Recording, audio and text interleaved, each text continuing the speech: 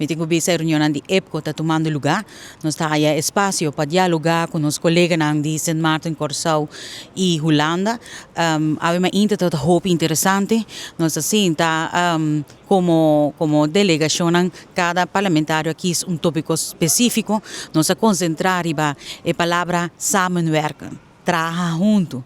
Pero esse aí aponemos vai 3 etapas mais atrás para bisa para poder trabalhar junto, vamos conhecer outro. Para poder trabalhar junto, vamos pensar que cada de outro está pensa de outro. Então nós fazemos uma sessão muito interessante e viaja aqui a buscar uma pessoa para fora do parlamento, para guiar a conversação. Mita a funcionar tremendamente. Ela põe-nos também para kita-nos mascarada ng ting ora.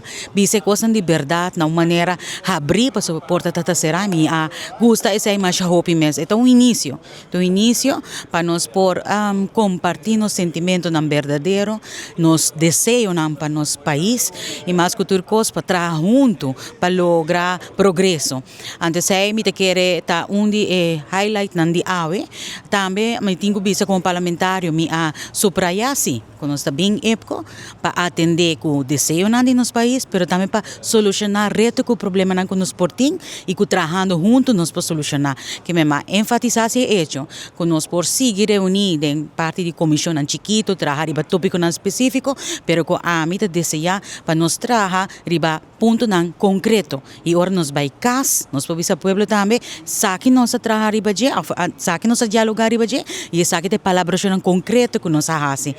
Tu colega vai de acordo que men aceita coisa que nós vai implementar de agora para diante. Também me gusta que a comissão não está reunir meia hora, 45 minutos, maneira tabata é caso de diferentes tópicos simultaneamente, pero há echt a mim de comissão de enseñanza e desenvolvimento, tabata tem tempo, nós tem tempo para em verdade papia escuta outro e me tá aplaudir e cambio aqui de direção e me tá querer também beneficiar a plataforma EPCO e seguro também beneficiar nos país para lograr coisas concretas junto. Trabajando juntos, essa é a palavra, pero nós acentuamos ave.